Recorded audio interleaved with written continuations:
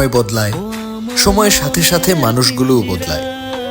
যে ভালোবাসা জনম জনমেও শেষ হবার কথা ছিল না, ক্ষণিকের মধ্যেই তা নিঃশেষ হয়ে যায়।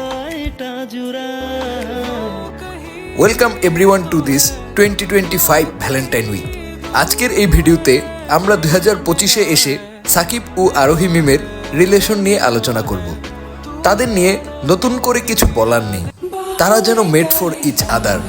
এতদিন তো আমরা তাদের নিয়ে বিভিন্ন ধরনের রুমার্স ছড়াতাম, বাট এখন তারা নিজেরাই তাদের রোমান্টিক ভিডিও সোশ্যাল মিডিয়াতে শেয়ার করে তাদের বন্ডের স্ট্রেংথ প্রকাশ করে। বাট এদিকে শান্তি রহমান যে কি করতে চাচ্ছে তা আমরা কেউই বুঝতে পারছি না। আরোহী যে পাতে খেয়ে এসেছে সে গিয়ে সে পাতেই মুখ লাগাচ্ছে। আই এম সরি এভাবে বলতে হচ্ছে, but it is the truth. ফার্স্টে আরোহী মিরাজের আনঅফিসিয়াল ব্রেকআপ হওয়ার পর শান্তি রহমান মিরাজ খানের সাথে একটি মিউজিক ভিডিওতে কাজ করে।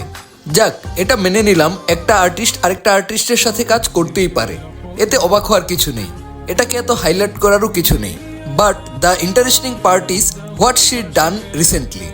কিছুদিন আগে একটা ভিডিও দেখলাম যেখানে শান্তি রহমান সাকিব সিদ্দিকের সাথে একটি ভিডিওতে কাজ করছে। কেন ভাই, দুনিয়াতে কি আর কোনো অ্যাক্টর নেই?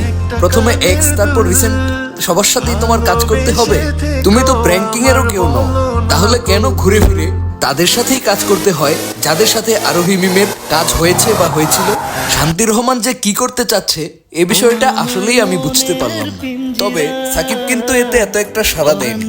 শান্তি রহমানের সাথে কাজ করেছে ঠিকই, কিন্তু তার নিজের ইনস্টাগ্রাম প্রোফাইলে কোনো প্রমোশনাল রিলস বা কিছু শেয়ার না করে আরোহী মিমের সাথে রোমান্টিক ভিডিও শেয়ার করে বুঝিয়ে দিলেন সে তাকে কত ভালোবাসে। আপনারা কেউ বুঝতে পারলে প্লিজ কমেন্টের মাধ্যমে জানাবেন।